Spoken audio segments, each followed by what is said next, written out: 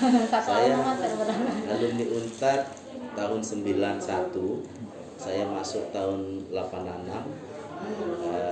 Saya selesai kuliah itu tahun 90. Kemudian saya wisuda tahun 91. Saya itu Fakultas Ekonomi, Studi Pembangunan.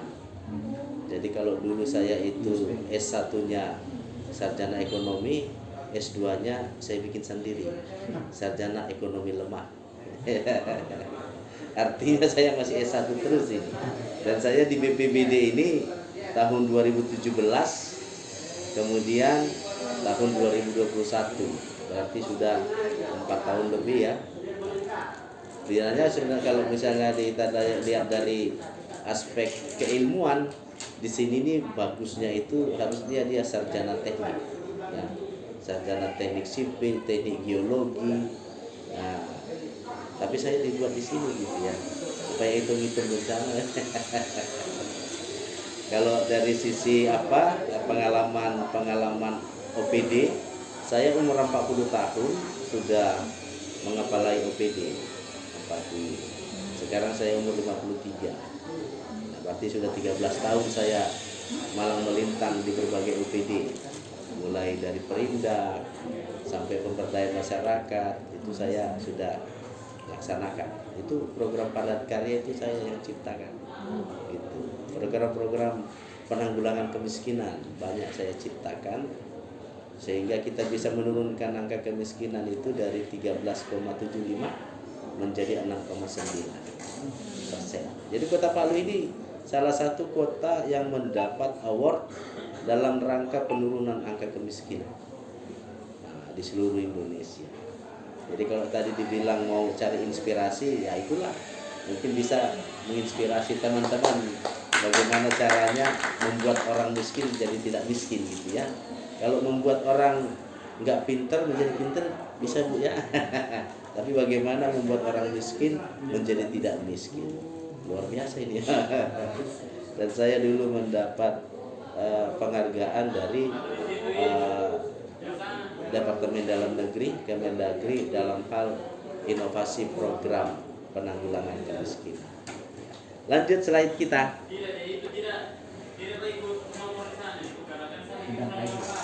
Ya, inilah peta Kota Palu. Ada berwarna-warni itu. Jadi warna-warni ini mempunyai makna bahwa kondisi geologi kita. Kalau geo berarti bumi, berarti kontur tanah, material tanah itu ada di dalamnya. Jadi kita punya tanah ini kebanyakan adalah aluvial. Tanah aluvial berarti tanah-tanah yang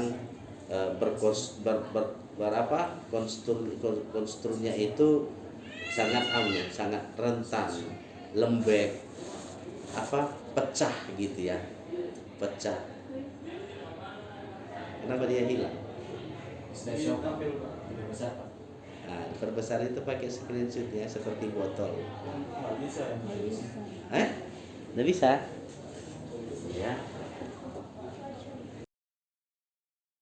Klimatologi maupun dari aspek geografi, kita memang Kota Palu ini rawan sekali terhadap bencana. Ditambah lagi kita punya sesar. Nah, sesar Palu Koro kalau di sini disebut. Tetapi kalau secara akademis disebutnya itu adalah sesar Sarasin. Sesar Sarasin itu karena penemunya adalah Sarasin. Tahun 1800-an itu sudah diteliti. Nanti ada gambarnya bahwa itu melintang di dalam Kota Palu. Bisa dia? Tampilkan yang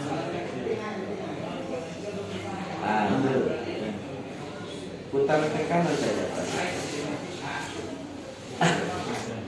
Makasih Pak. Bisa? Bisa. Oke, lanjut slide-nya. Nah ini ya. Jadi dari sisi geologi, tekstur tanah kita itu adalah tanah lempung bercampur pasir berbatuan. Tidak ada batu-batu besarnya sebagai penahan. mengikatnya. Kenapa sampai begitu? Berdasarkan sejarah bahwa Kota Palu itu merupakan endapan dasar laut. Endapan dasar laut gitu. Jadi dari titik ini bisa kita lihat bahwa Kota Palu itu berada pada lengkungan bukit, gitu ya. Dan sebelah sana bukit, di belakang bukit, di barat bukit. Jadi semuanya seperti palung, gitu. Jadi kalau dulu di zaman Belanda namanya ini Topaloe. Nah, Topaloe itu artinya seperti palu gitu, mangkok gitu ya. Nah, jadi kalau warna ungu itu adalah daerah-daerah ini, daerah-daerah timur kita ini. Jadi bukit-bukit di belakang itu, dan di situ banyak yang namanya alur alam. Nah, alur alam itu cenderung membawa arus air yang kencang dari bagian timur, bagian selatan, bagian barat, maka tengah kota itu bisa jadi resapan air di dalamnya, baik dari sungai-sungai tanah maupun dari permukaan sungai kering. Jadi makanya di sini banyak sekali sungai, panjang jembatannya tidak ada airnya, gitu. Karena kita banyak seperti itu, alur-alur alam itu lama-lama menjadi lintasan air, tetapi dia airnya semusiman. Pada saat hujan banyak airnya, kalau nggak ada hujan ya kering kerontang dia. Gitu. Ya. Jadi jangan heran kalau air sungai di atas besar tiba-tiba hilang itu airnya, putus sungainya, padahal dia masuk ke bawah itu sampai ke tepi pantai. Nah, seperti pantai itu. Jadi lebih banyak dia menjadi sungai tanah. Makanya potensi-potensi seperti ini dua persoalannya. Dia menjadi lapisan-lapisan tanah berair yang pada saat ketika terjadi goncangan yang besar, gempa yang besar, maka air dengan tanah itu menjadi liquefied, menjadi bercampur dia. Itu yang disebut dengan likuifaksi. Nah, itu seperti Petobo, Balaroa, seperti itu. Karena dia tanahnya jenuh. Lapisan-lapisan air itu banyak sekali di dalam tanah. Karena kita mengalami goncangan lalu itu 7,4 skala Richter, maka kencang sekali, jadi membubur dia. Nah, maka dia membubur dengan elevasi yang miring, maka terjadilah luncuran rumah-rumah itu terluncur. Ada rumah saling kejar dia dengan tiang towernya Telkomsel ya, kejar-kejaran karena baca nggak YouTube. Jadi di Sigi, daerah Biromaru sana itu kabupaten itu antara tiang tower listrik dengan rumah meluncur dia. Lomba lari. Ada video-videonya kita kumpulkan, dan rencana saya itu membuat sebuah sequel film yang akan kita satukan menjadi video 28 September, baik di laut, di darat maupun di pegunungan yang longsor likuifaksinya. Nah, inilah masalah kita sekarang, sehingga kami tidak pernah berhenti. Pusdalop kami itu 1 kali 24 jam harus melakukan 3 monitor tsunami, monitor iklim cuaca, monitor gempa, yang harus setiap 1 kali 24 jam kita amati. Nah, seperti itu. Karena kami aturannya adalah jika terjadi kebencanaan paling lambat di daerah titik terjauh. Jadi kalau titik terjauh kita itu di ujung sana, di Kelurahan Pantoluan Boya, kami sudah harus sampai di situ 20 menit. Itu aturan. Kalau 20 menit kami sudah sampai, kemudian kami melakukan tindakan kedaruratan. Nah, baru itu namanya BPBD yang tanggap, kan gitu. Tapi kalau masih bobo-bobo, itu BPBD-nya sudah terpapar manusia, nggak dilakukan apa-apa, wah itu jadi catatan yang tidak baik gitu. Jadi seperti itu kami. Jadi makanya kami punya komunikasi yang panjang, baik antar petugas maupun antar wilayah di pos-pos kami yang ada di wilayah-wilayah itu. Jadi di setiap kelurahan itu kami sudah punya yang namanya komunitas siaga bencana. Jadi di setiap terjadi banjir atau apapun dia, mereka sudah kontak itu. Terus dalam situasi sekian ini kan, nah, kami harus jalan. Bawa apa? Bawa makanan, bawa tenda, bawa gitu. Setelah kami nanti sudah selesaikan tahap awal, itu namanya penanganan awal kebencanaan TRC, tindakan reaksi cepat, tim reaksi cepat. Baru kami nanti melakukan asesmen berapa korban, berapa kerusakan, di mana dan dua titik-titiknya. Baru kami laporkan kepada kepala daerah. Kepala daerah akan melakukan penetapan. Apakah dia akan menetapkan kedaruratan atau dia akan menetapkan kondisi siaga, waspada atau awas. Nah, seperti itu. Dari situ baru kami bisa melakukan tindakan-tindakan yang lebih lanjut sesuai dengan prosedur-prosedur tetap kebencanaan. Jadi di bencana itu bebannya sangat berat karena mengandung tanggung jawab terhadap nyawa manusia, harta bendanya, termasuk kambing dan peliharaannya. Gitu kan? Karena kami juga harus mengungsikan semua ini. Ada kambingnya diungsikan, ada sapinya diungsikan, kan gitu kan? Bukan cuma manusia yang kita urus gitu kan? Harta benda dan peternakannya, gitu kan? Nah, seperti inilah gambaran Kota Palu, sehingga kesimpulannya adalah Kota Palu memang adalah sebagai kota yang sangat rawan terhadap bencana. Lanjut. Ya, inilah yang disebut patahan yang bisa memancing, ya, memancing getaran yang besar di Kota Palu itu. Nah, kalau boleh saya berdiri ya, supaya kita lebih jelas. Sebenarnya kalau pakai infocus saya bisa pakai sensor. Nah, ini dia ya. Ini patahan ini. Ya. Jadi ini patahan ini kenapa sampai terjadi? Itu sejarah terbentuknya Pulau Sulawesi itu.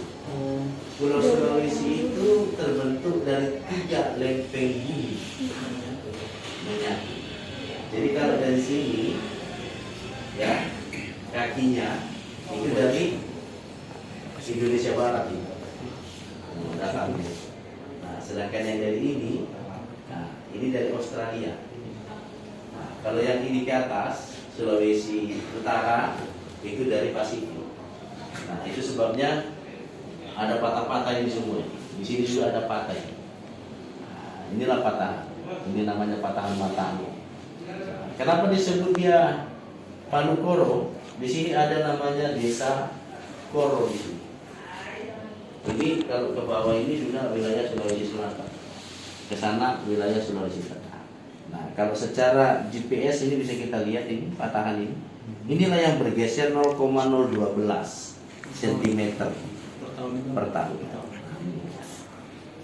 Nah, ini patahan ini juga dia mengambil sisi dua ini, ke sini dan ke sini. Jadi kalau terjadi misalnya di Kabupaten Sigi getaran gempa, jadi semuanya akan bergetar. Nah, begitu. Nah, cuma kita kesyukurannya sesar kita ini adalah sesar geser. Ya, kalau sesar geser itu begini ya. Kalau sesar ungkit, nah seperti ini ya. Itu akan lebih berbahaya. Gitu ya. Nah, inilah bahayanya di Kota Palu. Makanya pernah saya di Bappenas mengatakan bahwa apakah Kota Palu itu masih layak menjadi KPN ya atau PKN ya, pusat kegiatan nasional, karena dia ibu kota provinsi. Jadi banyak itu kementerian lembaga setelah 28 September itu banyak yang nggak mau menandatangani peta zona. Nah, mereka takut kan? Jadi kalau begitu kosongkan aja Kota Palu, diungsikan kemana saja itu ibu kota. Tapi nggak ada juga yang berani, gitu kan? Padahal undang-undang mengatakan bahwa pemerintah harus menyelamatkan masyarakat dari lokasi-lokasi yang berbahaya, kan begitu. Tapi nggak ada yang berani kan? Kita mengungsi aja, kita kosongkan Kota Palu itu. Tetapi harus dia berdasarkan dari keputusan pemerintah, ya kan? Nah, inilah posisi kita ya. Jadi Kota Palu itu dari sini tadi petanya ya. Nah, salah satu potensi kita juga itu yang tsunami.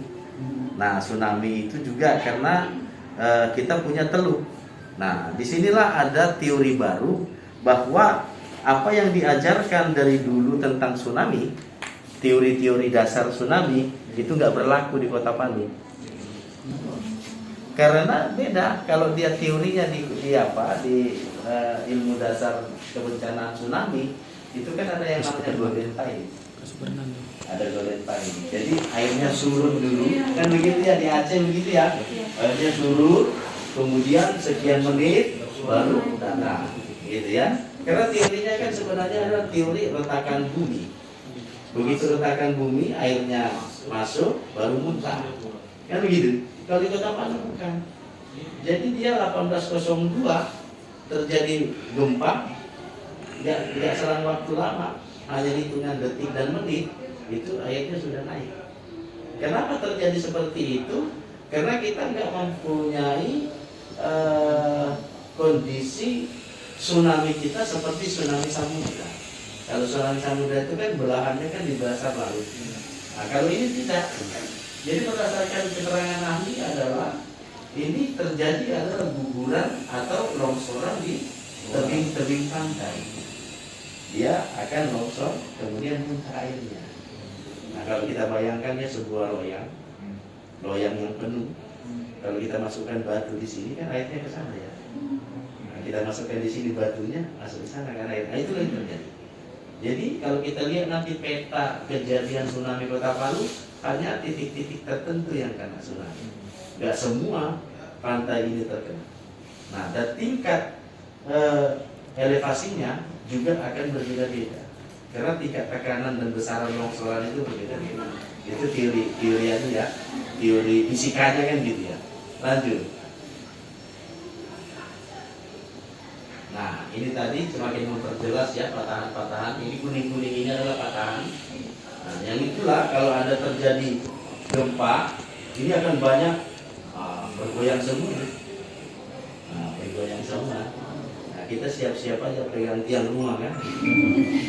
Jadi kalau dari penelitian kita, kerjasama informasi kita dengan BMKG, di Kota Palu itu setiap hari rata-rata itu 3 sampai 5 kali getaran. Cuma dia minor, banyak yang minor di bawah 3 SR. Kalau di atas 3 itu langsung nampak di HP informasi gempa, gitu kan? Nah, tapi kecil-kecil. Karena ini bergeser dia, bergoyang-goyang. Posisi kita ini ya sedang duduk di atas tempat tidur yang di atas air gitu ya. Goyang-goyang. Kan enak juga ya. Cuma ngantuk gitu ya. Lanjut. Nah, inilah kalau pergeseran lempeng. Coba kita lihat, manakala ada getaran dari bawah, nah itu dia akan bergoyang dia. Nah, cuma kita yang keseluruhan kita adalah lempeng kita ini sesarnya adalah sesar geser. Ini sesar paling aktif di dunia setelah di Amerika. Nah, itu di sana itu juga lempengnya lempeng aktif dunia. Lanjut. Nah, inilah jenis-jenis bencana kita dengan adanya topografi, geografi yang seperti tadi. Nih, banjir kita itu indeksnya tinggi. Jadi kita sudah hitung-hitung kalau misalnya terjadi banjir, kira-kira lahan yang akan terkena itu sekitar itulah 10.000-an hektar. Ya. Bagaimana cara ngitungnya? Ya tentu kita menghitung dari titik-titik banjir yang terjadi setiap tahun, gitu ya. Banjir bandang juga kita tinggi. Kenapa tinggi? Karena kita berada pada kemiringan-kemiringan. Daerah-daerah kemiringan. Kalau kita ke barat sana itu makanya dulu saya larang itu perumahan-perumahan dibangun di tempat-tempat yang rawan seperti itu. Tapi ya developer kan sukanya begitu. Kenapa developer suka seperti itu? Tanahnya murah, kan gitu ya. Jadi mereka ya suka yang murah-murah. Tapi masyarakat juga suka. Sama seperti Balaroa itu. Itu BTN itu dulu. BTN pertama tahun 84, tahun 85. Padahal mereka tidak lihat itu namanya Balaroa. Itu ada sejarah juga di situ. Apa itu yang disebut dengan Balaroa? Balaroa itu adalah sejenis tanaman yang hidup di atas rawa-rawa. Itu rawa-rawa itu. Seperti di sini tanam modimbi. Ada artinya. Jadi artinya itu tanah Modini adalah tanah yang bergetar di sini. Nah, kelurahan-kelurahan itu semua punya nama, dan namanya itu selalu berkaitan dengan aspek-aspek kebencanaan. Nah, itulah yang mau kita kembangkan nanti dalam hal menggenerasikan pemahaman tentang bencana melalui budaya tutur itu kepada anak-anak disampaikan, kan gitu ya. Apa tanda-tanda mendatang vaksin, apa tanda-tanda mendatang hujan. Kan dulu kan kita diajarin. Coba misalnya apa sih tanda-tanda kalau mendatang hujan? Ya pasti mendung ya. Iya. Begitu. Kadang-kadang kalau mau hujan mendung, ada lagu nih mendung tak selamanya. Mendung tanpa hujan. Ini ya cuaca ekstrim. Jadi cuaca ekstrim ini kita seperti El Nino, La Nino, yang seperti itu ya. Apalagi kalau kita di subtropikal, itu biasanya banyak kita mengalami cuaca ekstrim yang sekarang ini juga tidak teratur lagi. Kalau dulu kan kita diajarkan itu kalau misalnya di bulan-bulan ber, berarti pasang ember, nah hujan, tapi sekarang banyak ring, bertukar-tukar sudah ini. Nah, gelombang kita juga ada karena kita mengalami pengaruh dari keberadaan teluk kita. Jadi kalau sore-sore itu memasang ombak di pantai itu tinggi, makanya kita berpikir itu melakukan pemecah ombak. Pernah nggak kan nelayan tuh? Di situ kan dibuat untuk pemecah ombak. Ya, kencang itu kalau sore-sore. Nah, ini ya gempa bumi pasti. Kemudian kebakaran hutan, kita juga selalu mengalami kebakaran hutan. Tapi kalau di sini bukan hutan lagi namanya, lahan. Karena kita nggak punya hutan, kecuali hutan kota. Kemudian kekeringan ada. Jadi kalau kita di sini dulu waktu saya tahun 86, kalau dia di musim kemarau, jadi jalan ke Untap itu semua warnanya coklat semua. Nah, kering lainnya. Jadi sering kebakaran itu. Misalnya orang ada merokok, ada apa, atau membakar-bakar, itu cepat merambat. Ya, panas kering. Tapi sekarang air-air ini karena mungkin tante itu datang, si La Nina. Nah, kalau El Nino kan kekeringan yang datang. Kalau La Nina, kehujanan yang datang. Jadi sekarang itu sepanjang tahun ini aja kita amati hijau semua, gunung-gunung itu. Gitu ya. Yang berbahagia siapa? Ya, sapi, kambing. Nah, itu dia. Nah, kalau kita dulu sapi kambing di musim kemarau, jangan heran kalau dia bertumpuk di tempat pembuangan sampah. Dia makan sampah, makan kertas, begitu. Karena kering rumputnya kan. Nah, tetapi jangan lupa kalau kita misalnya maaf kata memotong sapi, di perutnya itu banyak paku, banyak beling, kan? Ada Pak? Iya, begitu. Kalau mau tahu, coba wawancara dengan pengolah sampah dia di sana di Kawatuna. Jadi dia makan itu dia nggak sadar ternyata dia telan juga dengan kertas-kertas dengan apa itu dia makan. Jadi banyak paku di dalam. Mungkin dia mau jualan apa ya, bahan bangunan. Nah, tsunami kita tinggi. Tsunami kita. Jadi berdasarkan sejarah, tsunami ini sudah pernah terjadi tahun 68, tahun 27. Kalau catatan sejarah kami itu ada sekitar 5 kali tsunami kita. Tapi kalau untuk teluk ini 3 kali lah ya, dengan ketinggian-ketinggian yang berbeda. Dalam arti bahwa terakhir ini yang paling tinggi tsunami-nya. Korbannya juga begitu. Mungkin karena dulu penduduknya masih sedikit ya. Nah, kalau sekarang ini kita lebih dari 4.000 yang korban bencana dan tsunami kita baru-baru ini. Sampai kami juga kesulitan banyak yang di laut karena tsunami itu tidak dapat diidentifikasi. Dan saya nggak tahu kenapa semua pakaiannya terlepas. Iya. Gitu ya, terlepas semua.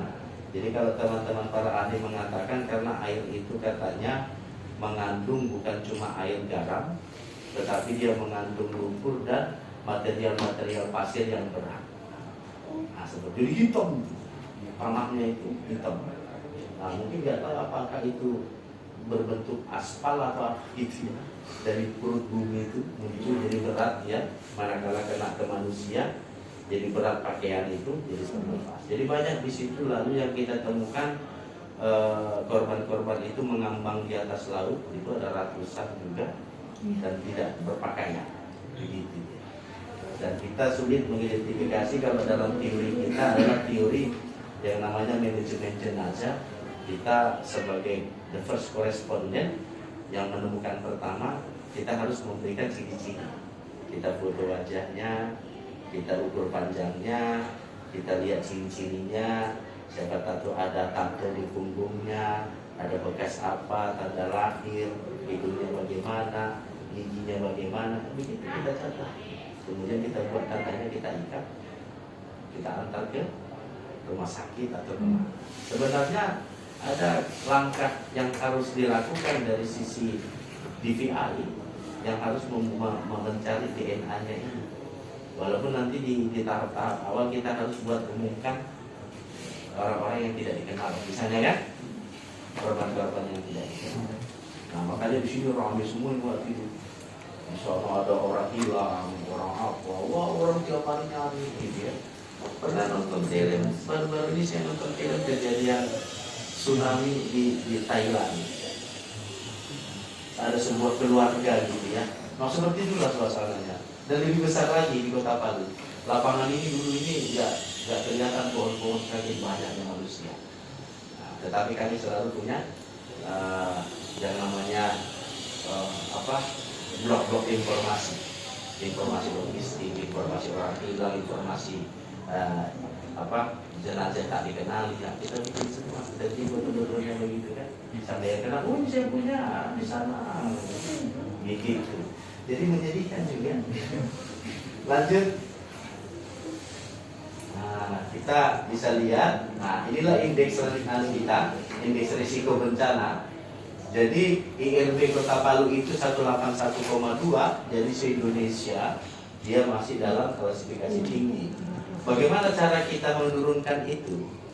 Nah, itulah tugas kami di BPBD. Salah satunya adalah menurunkan indeks risiko. Jadi harus ada treatment, harus ada program-program kegiatan untuk menurunkan ini. Apakah setiap tahun ini dihitung? Tiap tahun dihitung. Kita mempunyai 72 indikator untuk menghitung indeks risiko. Nah, saya sejak tahun 2017 sampai tahun 2019 indeks risiko kita itu turun. Ini sebenarnya ada data yang belum lengkap ini. Tahun 2019 kita indeksnya itu 149. Nah, tetapi tahun 2020 naik lagi ya. Naik lagi ya. Kenapa? Ya itu tadi kita kesulitan untuk melakukan lagi pengembangan program untuk menurunkan kota yang berketahanan. Ya, jadi ini indeks kita ini adalah bisa nanti dibaca ya kalau di Google namanya INARIS. Indonesia risiko apa ya? Nah, di bawah Google. Semua Indonesia itu ada. Kota Palu apa semua ada itu. Nanti dibaca di Google. INARIS namanya ya. Lanjut.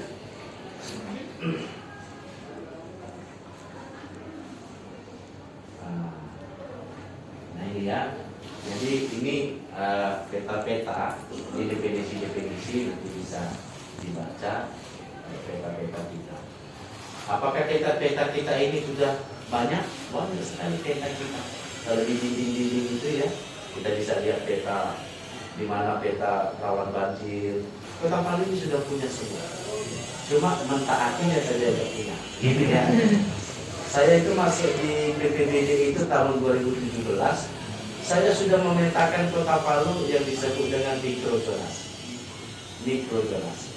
Jadi per 500 meter di kaki Anda sudah bisa tahu apa yang ada di bawah kaki Anda. Coba. Misalnya Anda mau membangun di titik A, gitu ya. Pak, saya mau bangun rumah di titik A, titik koordinat sekian. Kita bisa buka. Ting. Di situ akan keluar indeksnya. Indeks kerentanannya sekian, indeks pengairan apa, likuifaksinya sekian. Gitu. Boleh Pak, saya mau bangun di sini, boleh. Tetapi harus mengikuti konstruksi bangunan yang cocok. Siapa yang memberikan rekomendasinya? TABG. Siapa itu TABG? Tim ahli bangunan. Ada kita punya tim. Nah, jadi semua di kota ini akan saya buat begitu bagi yang takar. Tapi kadang-kadang, oh saya ini jenderal, mau, ya kan? Saya juga jenderal, saya bilang. Berapa bintangmu? 3, saya 3. Saya pernah begitu. Ayo di Kombe, saya kempes. Ya, banyak yang lawan saya. Tapi saya tidak takut. Demi keamanan, mantap. Itu banyak tambang-tambang itu, saya tidak teken. Banyak tambang itu, nanti kalau kalian jualan karung-karung itu. Banyak jemaah sama saya itu yang namanya SPK itu, Asosiasi Penambang. Itu sana. Saya bilang, mau diancam-ancam apa ya? Jadi kembali biro. Saya nggak mau teken, nggak boleh perpanjangan. Kamu nggak taati amdalnya kok gini ya? Lanjut. Jadi susah jadi bencana itu kalau nggak banyak berdoa, banyak lawan, gitu ya. Nah ini peta-peta ini khusus untuk banjir. Inilah, disinilah lokasi-lokasi banjir. Merah-merah ini artinya itu adalah peta-peta yang paling rawan banjir. Nah di sini kawan-kawan ini yang saya bilang ini daerah-daerah tambang ini. Itu batu-batu yang dibawa ke Kalimantan itu, batu pecah. Jadi tiap hari tongkang itu kesana kemari itu kemana. Jadi saya bilang hati-hati kalau Indonesia itu ibu kotanya, mau dari mana orang ambil batu? Mau membangun jalan, gitu? Ya ada, bangun pasir, cari pasir, tidak ada pasir di Kalimantan. Yang ada pasir itu di sini banyak pasir. Sungai-sungai kita ini banyak pasir. Nah hati-hati kalau ini nanti sudah tereksploitasi, mungkin gunung-gunung kita ini akan berpindah ke sana. Ya, harus dicukur terus toh. Nanti kalau kalian sering-sering jalan ke arah negara, lihat itu. Semua itu lagi mondar-mandir itu bus-bus besar, dam-dam trek. Nanti dia lihat itu gunung-gunung itu dia pinggir pantai yang sudah dipecah-pecah itu kan. Semua itu dari gunung semua itu dia bisa jalan. Jadi batunya itu bulan-bulan sampai ya, itu kan dipecah. Di bawah di sana bikin aspal apa jalan itu. Ya. Segala banjir di situ kan. Apa pedulinya terhadap dengan masyarakat situ? Tidak ada. Kasih supir nunggu tak pernah. Dan artinya CSR-nya gitu kan. Jadi saya lawannya gitu. Nanti mereka itu jenderal-jenderal, saya juga jenderal. Lanjut. Nah inilah peta banjir kita ya. Nah ini maksudnya ini adalah yang saya katakan tadi, jenis-jenis tanah kita, lapisan-lapisan kita, ada gambut koral, ada endapan plastik kasar. Nah, jadi dari sini dapat kita lihat bahwa struktur tanah di Kota Palu itu pecah dia, rapuh. Nah, jadi kalau terjadi misalnya di Bora sekitar 30 km itu terjadi pusat gempa di sana, rambatannya cepat ke kota. Gitu. Karena tanahnya rapuh, nggak ada batu-batu penahan di dalam tanah ini. Semuanya seperti kalau kita di pantai, pasirnya cuma di pantai itu basah gitu ya. Nah, di sini kami ini. Inilah masalah. Lanjut. Nah, ini kegiatan kami kalau terjadi banjir, coba lihat di banjir ini. Jadi kami nggak mungkin ini menutup banjir tuh. Yang kami lakukan orangnya saja. Ayo mengisi. Ya begitu ya. Kalau nggak mau Pak, hidup nanti kami di sini, silakan di sini. Ya kan? Yang penting kita sudah tawarkan. Jadi setiap ada banjir kami harus bangun tenda, bangun dapur umum, ya kan? Supaya masyarakat bisa terhindar dari lokasi-lokasi banjir. Gak enak di BPBD itu, jangan coba tidur. Dan cenderung ada kedinginan karena main air. Lanjut. Ya, nah ini banjir bandang. Nah lokasi-lokasi yang hampir sama dengan tadi ya. Apa bedanya banjir dengan banjir bandang? Nah kalau banjir itu kan cuma genangan air, aliran air. Tapi kalau bandangnya itu membawa material dia. Membawa batu, pasir, lumpur, kayu. Apa pernah terjadi? Banyak terjadi. Itu kalau kita tahu silai itu perumahan. Itu dari atas saja, dari Kalora. Pernah ya, dari kafe Kalora ya? Belum. Karena itu coba dari Kalora. Jadi dari sana gunung itu, Rolling Stone. Ada penyanyi kan Rolling Stone, batu berguling dari gunung sana ditabrakin ke rumahnya orang. Jebol berapa? Karena batunya batu gajah. Jadi kayak longsor kan? Iya, longsor batunya ambil berputar kan batunya. Ditabrakin ke rumahnya orang lagi anak tidur, lewat batu. Itu tahun 2006 terjadi. Gitu ya. Nah inilah banjir bandang terjadi di kita banyak juga. Tapi selama saya di sini belum ada. Mungkin dia pikir oh itu Pak Kampung Bolong di sana. Katanya tuh. Lanjut. Ya, ini banjir bandangnya coba. Tahun 2016 kan? Ada kiriman semua kan? Udah nyampe orderannya. Bayangkan kalau kita lagi tidur lewat dari situ kan, lewat kiriman kan? Tahun 2016 banjir bandang. Lanjut. Ternyata di dalam-dalamnya sudah ada di jalan tadi pensi. Nah, ini cuaca ekstrim, ini wilayah-wilayah kita di cuaca ekstrim yang merah-merah ini. Jadi cuaca ekstrim itu adalah perubahan iklim. Kenapa terjadi banyak perubahan iklim? Karena perbukitan kita ini kan cenderung dilintasi udara atas, gitu ya, sehingga dia panas. Nah, ini perubahan iklim. Itu dampaknya nanti di aspek kekeringan atau kebasahan, gitu ya. Lanjut. Nah ini sering terjadi di kita yang namanya puting beliung. Baru-baru ini kita menyelamatkan 5 rumah yang terkena puting beliung 3 minggu yang lalu di atas gunung sana.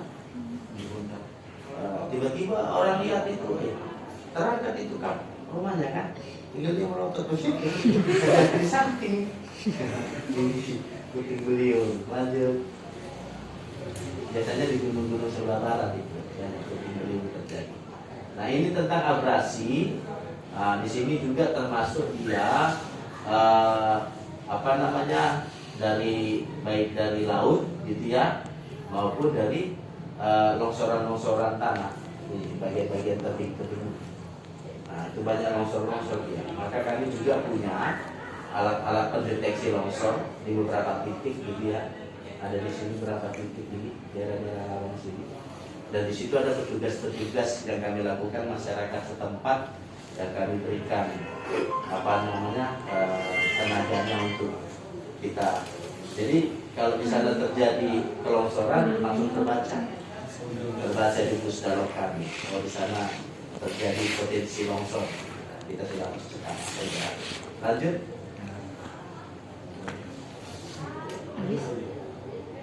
Nah ini gempa bumi. Wah ini cantik warnanya ya.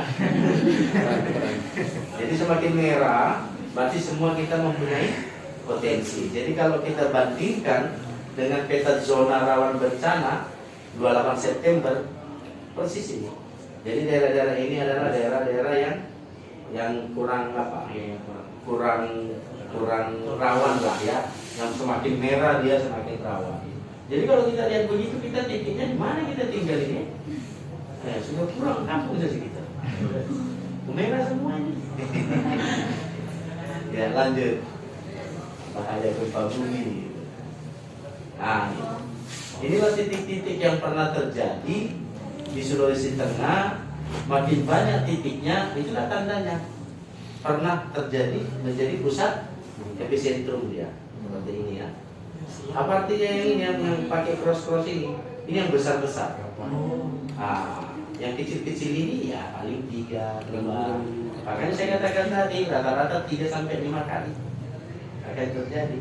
Seperti wajah yang payah jerawatnya itu. Iya kan?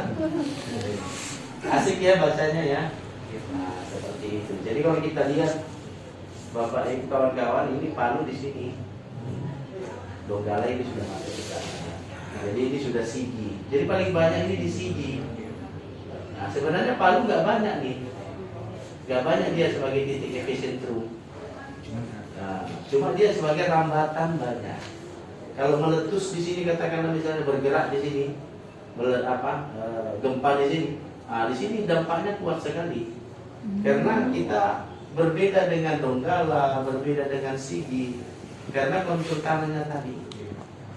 Jadi kalau kita nanti mau membangun rumah di Palu, di mana titiknya tanya dulu nanti bidang kesiapsiagaan. Boleh nggak kami di sini? Kayak mana anunya? Konstruksinya yang Jadi semua ini sekarang nanya semua sama kita. Mau bangun hotel, nanya dulu. Tinggal kita tanya, kalau apa, bawa yang putih aja kita. Begitu. Maksudnya persyaratan-persyaratannya kan ada. Ya, lanjut. Nah, ini adalah sensor regional untuk Sulawesi Tengah. Ini punya BMKG. Jadi mereka letakkan di sini, gitu ya. Dan di kita ada satu. Nah, untuk apa ini? Untuk jaringan kita ke pusat. Jadi pada saat 28 September terjadi gempa dan potensi tsunami, kita nggak bisa baca warning dari pusat. Kenapa? 1802 gempa, 1803 mati semua lampu. Mati lampu, mati signal, mati semua. Wah, kita mau bikin apa? Kalau di dalam protapnya BMKG, early warning bisa kita nyalakan setelah 5 menit pasca bencana ada informasi. Nah, bagaimana? Cuma 2 menit aja nggak ada lagi informasi. Nah, kita lakukan penanganan, ya. Nah, inilah semua jaringannya. Makanya dari situlah bisa kita melakukan keputusan apa yang harus kita lakukan. Jadi kalau kita mau melihat ini tata kelola pelaksanaan kedaruratan, kita harus bikin rapat dulu. Namanya rapat penetapan kedaruratan. Gitu. Baru kita bisa bikin posko, bikin ini, bikin itu, menyalurkan ini, menyalurkan itu. Kalau tidak, Anda akan ditangkap. Namanya penyalahgunaan kewenangan. Coba bayangkan. Jadi serba salah toh. Jadi saya bilang kalau begitu caranya, ada misalnya orang mau tenggelam, sudah megap-megap ya. Kita tanya dulu, di mana alamatnya? Di mana KTP-nya? Keseringan. Kau warga mana? Gimana caranya? Gak bisa begitu, tolong dulu, nanti baru tanya. Kan begitu. Nah, itu makanya saya selalu berdebat dengan Kementerian Keuangan, dengan Kementerian Dalam Negeri, bagaimana menangani hal-hal yang abnormal dengan aturan-aturan yang normal. Bullshit saya bilang. Bagi yang gitu-gitu ya.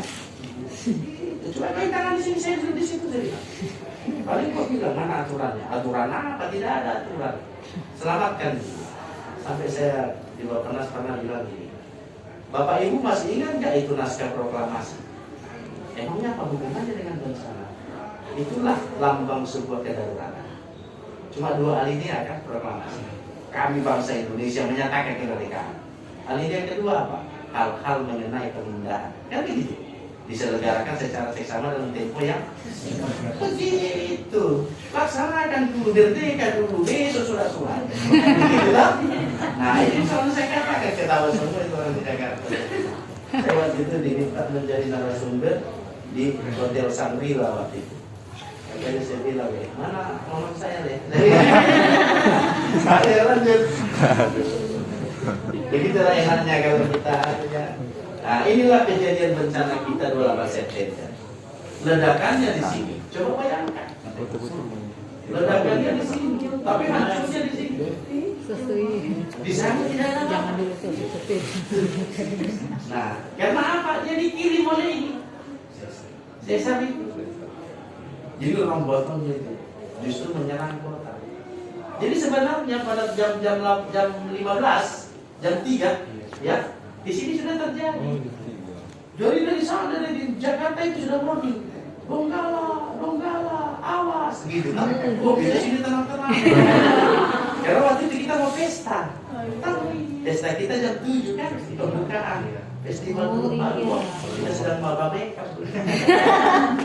Itu Bu, iya. Setelah itu saya pulang. Istri saya sudah siap-siap mau ke sana kan? Karena istri saya di dinas sosial sebagai kepala bidang kebencanaan. Nah itu Bapak ya. Jadi waktu Pak Presiden tanya kan, Pak Presiden, dia bilang, ya Pak, apa yang susah pada saat menangani bencana? Yang susah ketemu istri Pak Presiden. Karena istri saya ke sana, saya ke sana. Tapi saya bertanda waktu. Nah inilah terjadi. Maka terjadilah jam 18 di sini lagi, hantamannya ke sini, hancur sini. hotel-hotel hancur, ada yang 8 lantai tadi saya bilang jadi 1 lantai. Yang kuning ini lagi. Yang mana itu? Ini kurang lebih 35 atau 40 km dari sini. Nah, dikirimkan oleh ini tadi dari sini, dari Sesar ini. Jadi cepat sekali dia sampai ke kita, hancur lagi. Nah, inilah hasil deteksi kami mulai dari tanggal 28 ya. Nah, tanggal 28 itu puncaknya 42 kali getaran besar. Pada tanggal 20 tanggal 30 nih, nah, makin lama makin turun. Kenapa sampai saya lakukan ini? Kenapa ada pengungsi waktu itu tidak mau pulang-pulang, walaupun rumahnya nggak rusak. Oh, ternyata kan rumahnya logistik ya. Wah, kami Pak di sini saja, takut pulang katanya. Trauma. Trauma sudah tidak ada lagi getaran. Ini coba lihat ini. Biar coba kami di sini. Ternyata tunggu mati. Jadi waktu itu data kami sampai hari tanggal 3 tuh itu masih ada pengungsian itu 60-an ribu. Kalau di hari-hari ini yang sampai tanggal 6, tanggal 8, 10, 12 itu darurat pertama namanya itu sampai 90-an ribu. Wali kota. Jumlah penduduk Kota Palu pada saat itu kan dengan bayi yang baru lahir ya 345 ribu.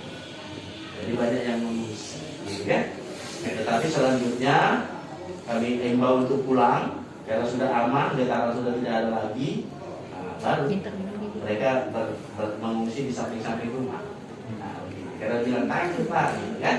Soal itu dari bibir pantai ke daratan berapa Pak? Apanya? Jarak naik air? Jarak kena dampaknya. Oh iya nanti ada peta tsunami. Jadi kita ceritanya sampai sore loh. Ayo lanjut. Gitu ya, likuifaksi. Ini likuifaksi coba baca di semua literatur kebencanaan itu tidak ada. Nah ini jadi inspirasi lagi bagi kita. Apakah dia menjadi induk bencana atau anak bencana? Kalau induk bencana, maka dia harus tersendiri sebutannya dari 9 tadi. Nah, sampai sekarang ini mereka masih terdebatkan. Apakah dia menjadi anak bencana misalnya dari gempa? Gempa menyebabkan apa? Tsunami. Bikin aja lah kalian ya. Gempa, tsunami dan likuifaksi kan gitu ya. Nah ini ya. Nah itu. Jadi ini menjadi perdebatan sekarang karena belum ada likuifaksi di dunia ini seperti yang terjadi di Kota Palu. Maka saya pernah diwawancarai media Prancis, media Korea tentang ini. Saya bilang kita mengatakan ini likuifaksi, ya kalau bisa kita buat nama ilmiahnya nalodo. Saya bilang karena bahasanya di sini kan nalodo itu kalau mengumpul itu, ya terjadi cairan yang melumpur gitu kan, nalodo. Lanjut, mudah-mudahan dia jadi literatur internasional kan. Nah, ini potongan sesar kita yang saya katakan tadi. Jadi semua ini termasuk walarwa ini tak kikis dia. Makanya dia terjadi luluran tadi karena dia terjadi retakan. Nah, ini garis sesar kita ya. Kalau Petobo itu di sini. Ini Jonoge, Kabupaten Sigi. Nah, ini luasnya yang terkena ini sekitar 52 hektar. Nah, kalau ini sekitar 170-an hektar. Kalau dia di di Petobo, nah itu masyarakatnya kita layani itu perifali kepemilikan rumahnya. Tapi rumah tidak kelihatan lagi di sana. Kalau anda semua jadi sewa penukar. Jadi kira-kira bagaimana saudara-saudara kalau dinyatakan memperifali kebenaran rumahnya ada atau tidak ini? Maka kami bikin Sherlock. Lihat sertifikat Sherlock. Betul nggak ada? Karena dia pakai GPS. Nah, banyak yang benar, banyak itu tidak benar. Karena di situ begitu kita Sherlock, ya rumahnya suatu tanah kosong. Supaya dapat rumah. Kalau salah menyalurkan ya saja nanti dibunuh. Tapi sampai sekarang tidak ya. Karena saya melakukannya dengan jujur, dengan benar. Banyak yang mau yang mau minta dan memberi ya banyak. Panitia lah itu kan. Jadi aku nggak lagi. Lanjut. Nanti kita sambil diskusi nggak apa-apa ya. Nah, nih kekeringan. Nah, kekeringan seperti saya bilang tadi di gunung-gunung kita ya. Nah, ini potensinya tinggi, terutama kalau iklim-iklim kering, maka kita akan mengalami kekeringan. Gunung-gunung yang biasanya hijau jadi coklat sih. Nah, kalau kita melukis, lain ini kan, coklat ini kan. Tapi kalau sekarang kalian bersyukur ini sudah hijau terus ini sepanjang tahun. Kenapa? Karena sudah banyak pohonan. Makanya saya minta kemarin nanam di sana ya. Oh, di sana itu nanam itu rindang nanti atau ketika kalian sudah tua, oh ini yang saya tanam dulu. Jadi kalau saya sekarang kalau ke situ mereka itu semua Pak, karena mereka tahu saya nggak akan itu rumah. 1.500 tidak uang pemerintah, uang lebih dok. Pak, tolong kami Pak. Saya bilang begitu sampai tungkong. Emangnya kenapa bencana kampung? Mereka sadar bahwa 1.500. Dulunya itu sebenarnya bukan 1.500, 3.000. Sini minta 1.000. Di sini rencananya 2.000. Lahannya nggak siap 2.000, 1.500. Harusnya didulu itu 500 dibangun. Tapi kalau lahannya terlalu miring, mereka tidak mau risiko biaya. Karena harus diratakan, harus dikaki, kan gitu. Pokoknya kami datang itu siap bangun. Nah itu tadi yang rata-rata itu lah lahannya. Yang kita tanam makan kemarin itu. Ini kan masih ada 50 lagi ya. Tanam sore. Lanjut. Nah, inilah yang disebut likuifaksi. Semua hancur. Nih, hancur. Nah, ini likuifaksi ya. Jadi di bawah ini sudah banyak yang tertanam, termasuk cinta tertanam di dalamnya. Iya kan? Jadi kalau kita punya data sekitar hampir 600 yang tidak diterima, masuk ke dalam rumah-rumah, ada rumah di dalam mobil. Karena dia retakan itu pecah, karena itu pecah, orang masuk ke dalam, sudah turun lagi. Ini kelihatan lagi. Berarti penguburan ya, penguburan gratis. Tanpa proses kan? Itu banyak dalam kantor itu yang mengalami langsung. Ada yang lari di atas atap. Karena itu rumah itu sudah satu begini kan? Dia sudah keluar rumah ya, tinggal lagi di atas atap. Gak tahu di mana istri, gak tahu di mana siapa. Mau nyelamatkan orang, dikira istrinya itu ternyata istrinya orang. Sudah mati, itu kan tidak waktu lihat lagi. Ayo cepat, itu ternyata istrinya orang nih. Dilepas lagi. Lanjut. Nah, inilah luasannya. Ya, Petobo ini ya, Petobo ini banyak sekali. Jadi ini Bapak Ibu, teman-teman, ini sudah saya patok-patok semua. Sudah saya patok semua. Titik koordinatnya sudah ada. Tapi apakah itu masih setia patoknya? Tidak. Kebanyakan yang timbang juga. Dijual patok-patok. Saya bikin itu pada panjang begini ya. Nah, banyak orang juga sudah pakai setia kita dalam. Nah ini lah jadi bubur kan. Tidak ada lagi kelihatan. Sedangkan ini kelihatan. Nah, seperti inilah situasinya. Kurang lebih di sini yang kita layani nanti itu petanya sudah ada. Peta Punta Petobo itu. Datanya itu 896 yang mengusul, tetapi saya tidak semata-mata usulan loh. Saya periksa dulu satu persatu. Nah, baru tersisa itu 286 sampai kemarin baru 366. Mudah-mudahan nanti hari besok bisa kita dapat clearnya kurang lebih 700. Maka kita serahkan untuk dibangun. Jadi BNB aja sudah lengkap, gitu ya. Ini untuk Petobo. Lanjut. Jadi begitu. Nah, ini kebakaran hutan ini berkaitan tadi dengan kekeringan tadi ya, kekeringan yang coklat-coklat tadi itu. Lanjut. Nah, ini kebakaran yang kami tangani malam kebakarannya. Ini malam ini kebakarannya bisa sampai besok lusa lagi sih, karena merambat terus.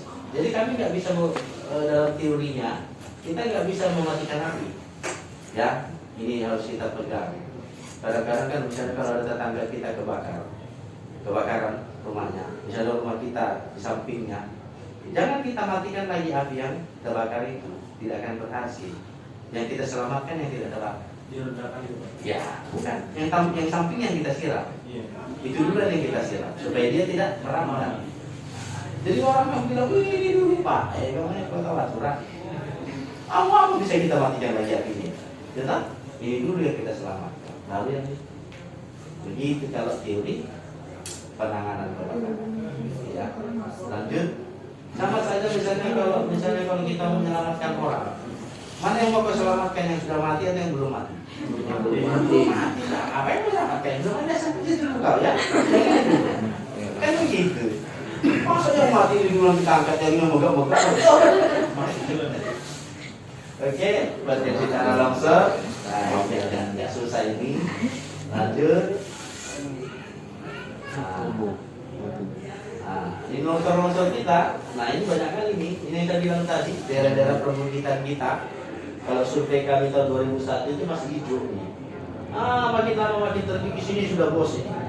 Bos, botak sekali. Ya, 2016. Jawa ya. Jadi kami lakukan survei terus.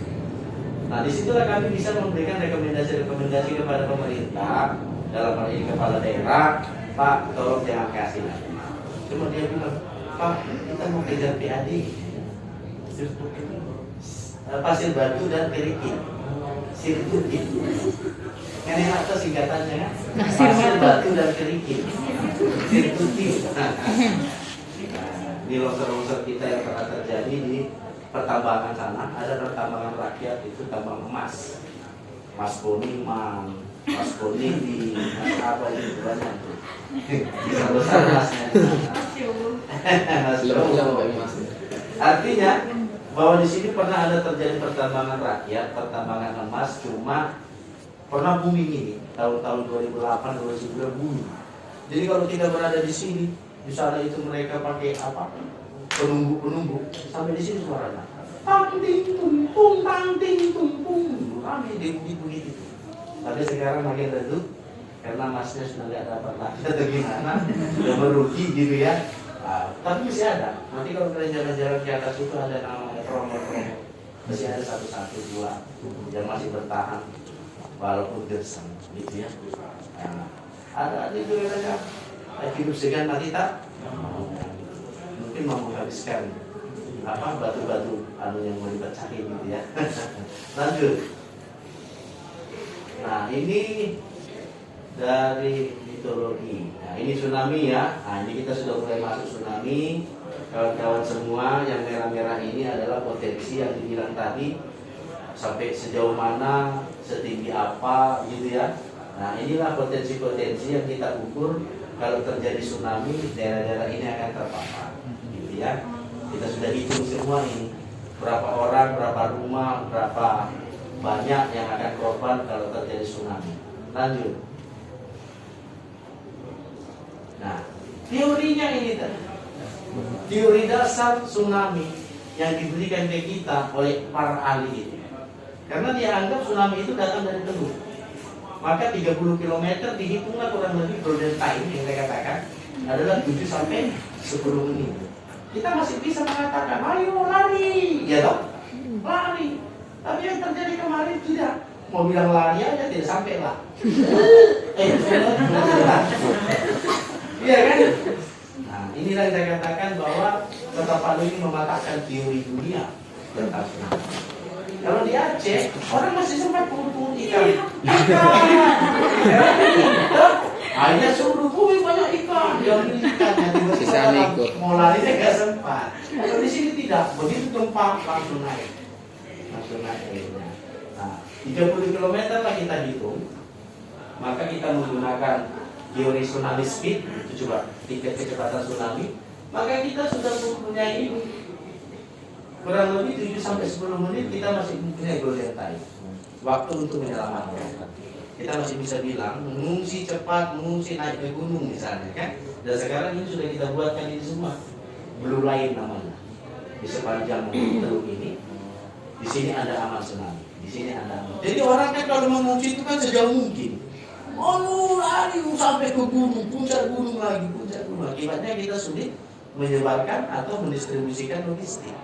Padahal sebenarnya ada tempat-tempat yang sudah aman walaupun hanya berjarak berapa meter dari pantai. Nah itu yang kami lakukan sekarang. Anda di sini aman Tsunami, Anda di sini aman. Supaya nggak usah terlalu jauh-jauh, orang tiga akan sama. Lanjut. Ya, inilah rayapan. Nah, itu yang ditanya tadi. Kira-kira berapa luas yang kena ini? Jadi kalau elevasinya 5 meter, elevasi itu artinya tingginya air laut yang gelombang, ombaknya. Nah kalau 5 meter dia tingginya, inilah yang kena. Mana hitungannya? Nanti ada hitungannya. Gitu ya, nanti ada hitungannya. Ini namanya asumsi run up mencapai elevasi 5 meter. Bagaimana peristiwa kita di 28? Apakah 5 meter? Lebih. Ada yang 10 meter.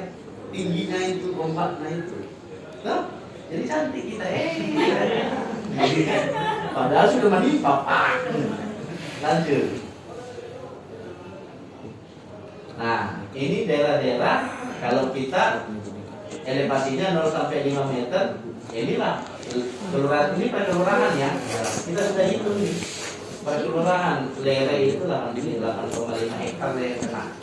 Kita sudah hitung. Jadi kalau 8,5 hektar, misalnya dari bibir pantai itu kurang lebih 200 meter. Itu sudah kita hitung itu untuk difungsikan. Nah, begitu caranya. Dan kelurahan-kelurahan ini sudah tahu ini semua. Dan kita sudah ajarkan cara-cara untuk melakukan penyelamatan dari ancaman tsunami. Di mana mereka harus berada, berkumpul, bahkan sampai mereka bisa memasang tenda-tenda darurat. Masing-masing kelurahan sudah. Lanjut. Nah, ini gempa. Lanjut. Nah, ini yang tadi saya katakan. Coba kita lihat gempa bumi tsunami EW 7,4. Nah, ini yang dikatakan tadi itu. Elevasinya tadi. Nah, ini ada sampai 10,03 meter gitu ya. Jadi itu saya katakan, tidak semua pantai itu terkena. Ya, jadi yang terkena itu titik-titik ini. Nah, jadi kalau ini rayapannya, apa itu rayapan? Sampai ke daratnya berapa meter? Nah, di sini ada sampai 468 meter. Itulah yang biasa itu PGH. Palu Golden PGM. Palu Grand Mall. Nah, di sana itu, nah itu sampai 400 meter dia punya ke darat. Makanya di sebelah jalan Ponegoro banyak hancur rumah itu kan. Nah, begitu dia. Jadi begitu semua. Kalau di sini 197, kenapa? Di sini coba kita lihat ya. Di sisi barat kita itu cuma sedikit-sedikit rayapannya. Karena tinggi. Sebelah sana itu dia langsung gunung. Jadi nggak mungkin air tambah gunung kan. Nah, seperti itu. Jadi lebih baik kita bermukim di sana ya. Kalau menangkis tsunami, gitu kan? Karena sudah ada tangkisannya dari gunung alam, kan gitu. Tapi kalau kampung saya di sebelah sini, ya saya tinggal lihat tsunami, oh iya. Nggak kena ke sini ya, gitu kan? Jadi makanya kita larang semua, terutama daerah ini ya, itu kita larang untuk menggunakan 200 meter dari bibir pantai menggunakan rumah-rumah. Tetapi kalau daerah rekreasi silakan. Daerah rekreasi silakan. Tetapi kalau untuk permukiman itu tidak diperbolehkan. Lanjut. Banyak yang melawan, banyak. Gak apa-apa. Yang mau di situ aja bikin tanda tangan, Pak. Gitu kan? Nah, jadi tugas-tugas kami BPBD seperti ini, saya rasa nggak sulit lagi dari pemaparan kami tadi sudah kita pahami apa yang dilakukan. Jadi yang menjadi persoalan bagi kita adalah kesalahan memaknai tugas BPBD itu. Seolah-olah tugas BPBD itu semuanya di BPBD. Sebenarnya tidak. Jadi BPBD tugasnya itu hanya dalam kedaruratan yang paling utama. Dalam kedaruratan itu 3 tugas. Penyelamatan atau evakuasi, penyaluran kebutuhan dasar, misalnya logistik, baru hunian darurat. Sampai situ tugas kami yang paling utama. Nah, kalau seperti ini sebenarnya ini sudah pasca bencana namanya, sudah pemulihan. Itu sudah tugas kedinasan. Masing-masing dinas perumahan, orang perumahan. Jadi gitu, untak infrastruktur PU, begitu. Tetapi ya itulah hidup kita ini. Oh BPBD, siap. Ada orang jatuh di sana, BPBD, siap. Sebenarnya keliru. Ada undang-undangnya, undang-undang 24. Kan gitu ya. Cuma orang nggak mau tahu kenapa, berisiko. Nah, berisikonya takut ditangkap penegak hukum, takut dibully, nah begitu semua. Jadi makanya saya bilang sebuah daerah yang mau maju apabila pemimpin-pemimpinnya berani keluar dari zona aman. Kalau nggak berani keluar dari zona aman, yang kayak kemarin aja deh, yang kayak kemarin aja deh, ya sudah kayak kemarin aja kau terus. Kan gitu. Artinya kita harus berinovasi, harus memberikan kreasi-kreasi gitu ya. Nah, tetapi kalau sekarang ini cuma begini, masa coba sampai verifikasi juga sekarang? Kan harus ada dinas perumahan, kan begitu. Tapi ya kami tampung saja tanpa biaya, tinggal 2 saja, kan gitu ya. Lanjut. Ya, inilah dasar-dasar hukumnya Bapak Ibu, dan saya memegang teguh dasar-dasar ini sebagai langkah-langkah saya. Sulit, sangat sulit. Berisiko, sangat berisiko. Saya itu sampai di sidang 3 bulan, saya di BAP, saya diperiksa KPK, saya satu. Saudara datang ke sini, saya jelaskan semua. Ya semuanya selamat, karena saya dijaga saya. Orang meninggal, ayo sampai di BAP saya dulu ke Polda, dinyatakan saya melakukan pembunuhan massal. Karena ada warning tidak berbunyi. Saya jelaskan kenapa nggak berbunyi, apa yang mau dibunyikan. Itu 2 menit aja sama mati semua. Boleh bunyikan pakai apa? Pakai trompet. Kan gitu ya. Nah, itulah cara-caranya. Oke, Ibu, Bibi, adik-adik itu semua, itulah yang bisa saya jelaskan. Oke, Endang terlebih dahulu, Endang. Silakan Endang. Jadi kan ini yang terkena bencana kan banyak Pak, yang terkait dengan rental maupun likuifaksi ataupun yang tsunami, yang hilangnya ini terutama perumahan atau tempat tinggal. Nah, yang saya pikirkan untuk kedepannya jika mereka sudah diberikan rumah atau tempat tinggal itu, terus apakah mereka langsung disediakan pekerjaan Pak untuk menghidupi kebutuhan sehari-hari seperti sebelumnya? Iya, jadi gini. Kalau untuk kebutuhan sehari-hari itu ada peraturan pada masa kedaruratan. Nah, contoh pada saat masa darurat 1 itu dalam undang-undang adalah 12 hari. Diperpanjang lagi 12 hari. Boleh diperpanjang lagi? Boleh. Mau perpanjang terus? Boleh? Boleh.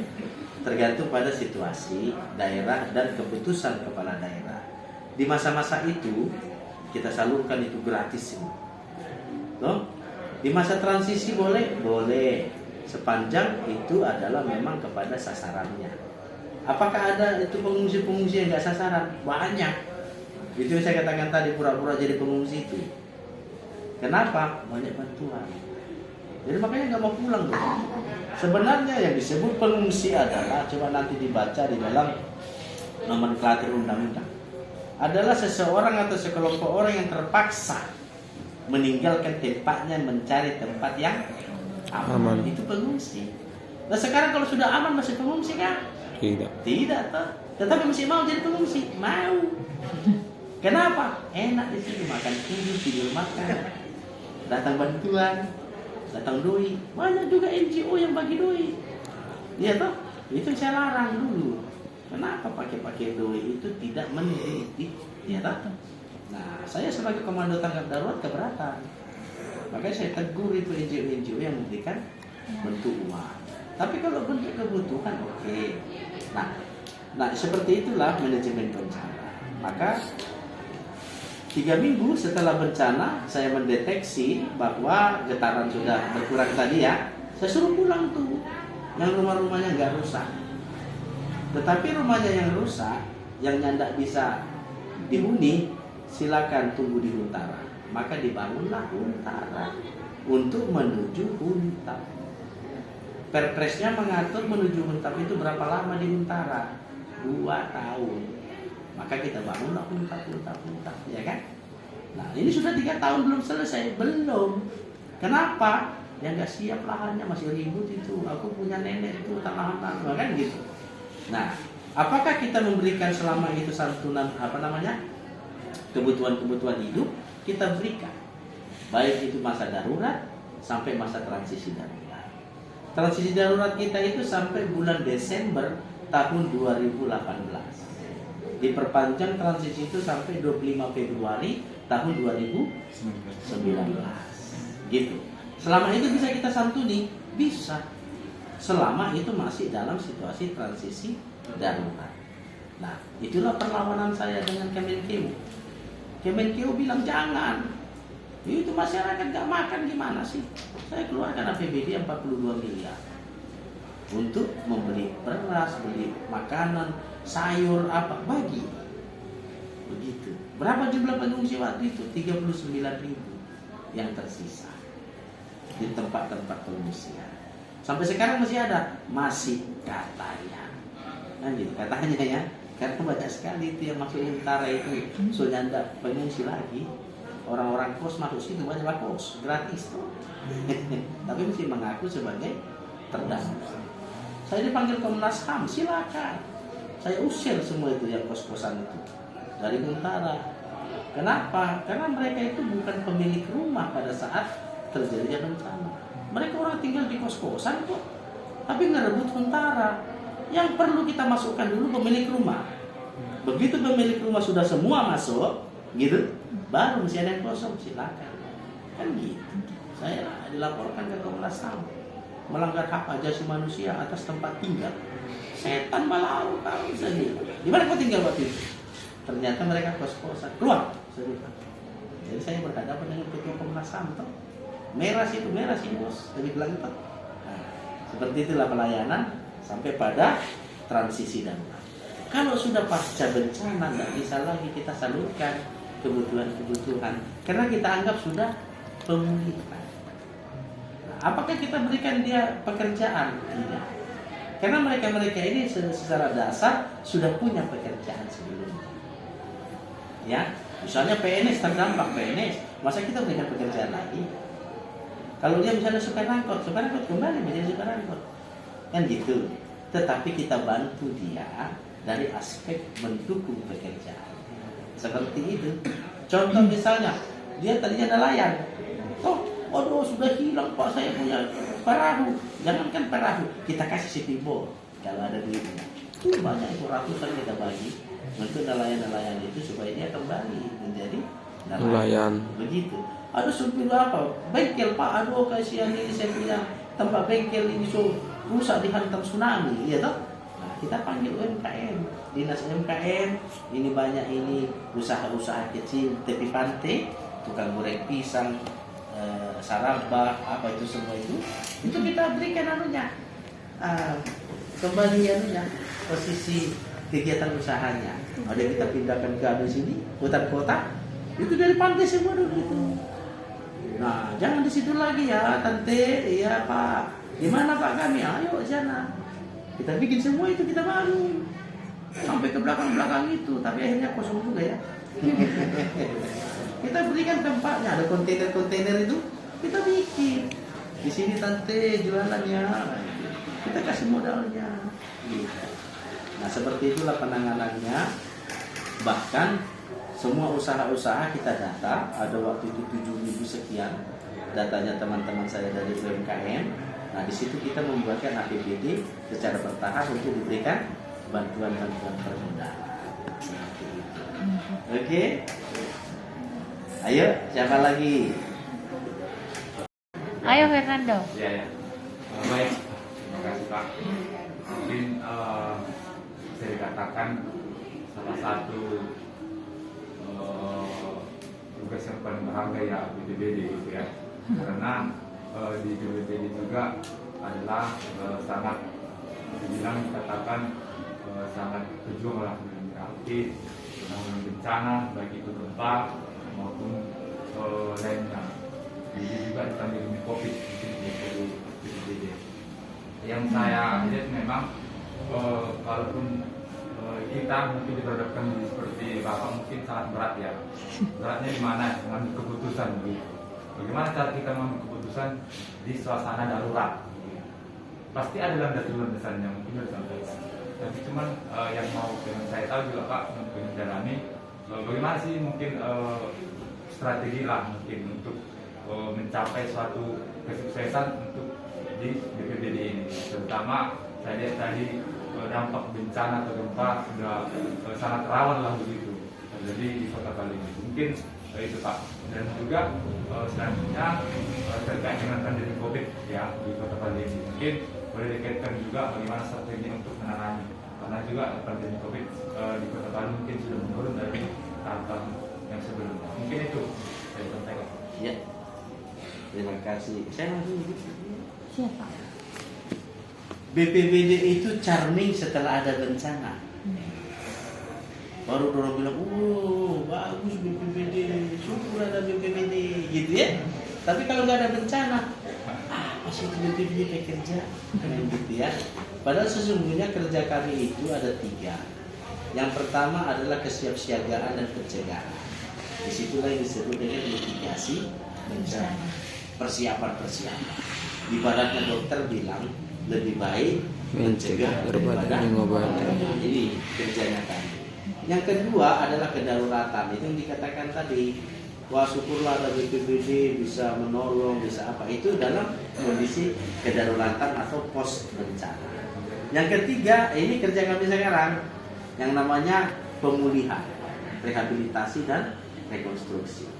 Jadi orang yang kami kerjain ini orang yang senang, yang tenang, keadaan enak. Nah itu kami kerja juga. Dalam keadaan repot juga itu nih, dalam keadaan bencana. Dan yang tidak repot juga ini orang sudah korban-korban harus kami lakukan pemulihannya. Jadi sesungguhnya ini dia tugas kami di BPBD. Nah, tetapi selama tidak ada bencana, orang bilang, itu BPBD, bodoh semua, tidak tahu apa kerjanya, nggak kelihatan, kan gitu kan? Karena selalu dilihat tugas-tugas pemerintahan itu selalu dilihat, ada dibangun jembatan, ada dibangun jalan, kan selalu kita kasat mata melihat ini program pembangunan. Padahal misalnya seperti saya dulu, saya menurunkan angka kemiskinan, kan nggak kelihatan ya. Tapi dia nggak kerja ya. Padahal itu banyak itu orang yang sudah miskin menjadi tidak miskin. Karena indikator-indikator pembangunan kita selalu dilihat dari aspek fisik. Kan gitu. Wah, di Kota Medan sudah banyak tower-tower bangunan tinggi. Kota Palu banyak, kan? Dia nggak berhasil pembangunannya. Padahal banyak masyarakatnya miskin, kan gitu ya. Kalau saya selalu melihat orangnya, bangunlah orangnya. Dan itu kan dalam Undang-Undang Dasar 45 kan begitu. Apa sih cita-cita kemerdekaan itu? Ya kan, mencerdaskan kehidupan. Ada dibilang membangun hotel yang banyak-banyak, nggak ada itu. Membangun jembatan yang kuat-kuat, nggak ada toh. Mencerdaskan kehidupan bangsa, ya. Itu yang cita-citanya. Nah, kembali tadi kepada pertanyaan, apa sih kiatnya, apa sih strateginya? Di dalam penanganan bencana yang harus kita tegakkan manajemen penanggulangan bencana. Maka caranya apa? Pada saat kita mengalami kedaruratan, kita harus melibatkan banyak orang, banyak komunitas, banyak SKPD, banyak jaringan-jaringan. Nah, itu yang paling bagus. Supaya si A melakukan apa, maka sebagai komandan tanggap darurat, saya harus membagi tugas itu. Maka nanti pada saat kita mengalami kebencanaan, kita punya yang namanya posko tanggap darurat. Di posko tanggap darurat itulah disusun siapa melakukan apa, angkatan darat apa, angkatan laut apa, angkatan udara apa, angkatan selam apa, misalnya itu.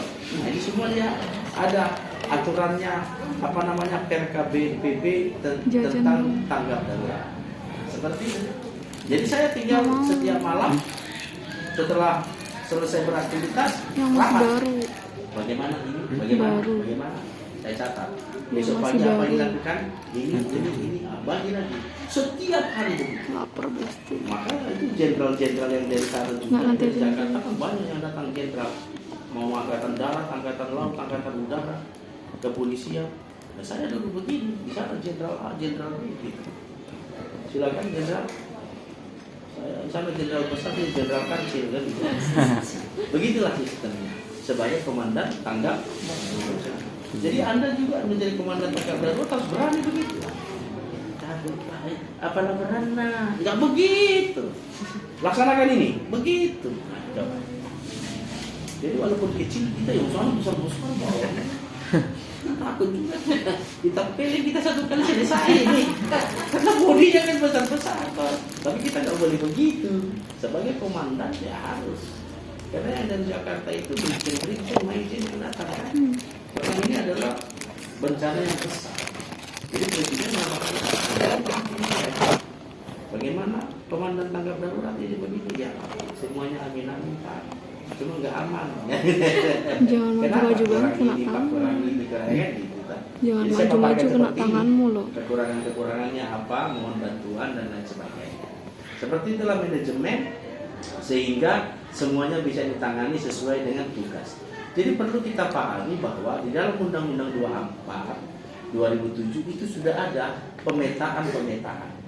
Bahkan kami juga sudah mempunyai namanya peta rencana kontingensi. Nah, di dalam rencana kontingensi itu sudah diatur siapa melakukan apa, di mana, bagaimana 5W16. Jadi saya tinggal meletakkan.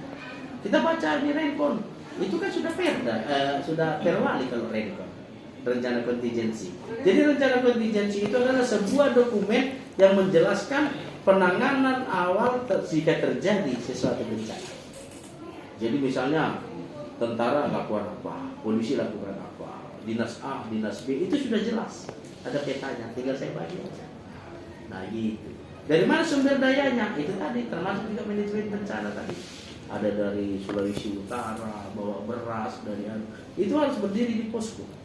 Salurkan berdasarkan jumlah yang ada, dibagi-bagi. Nah, ada itu aturannya, ada.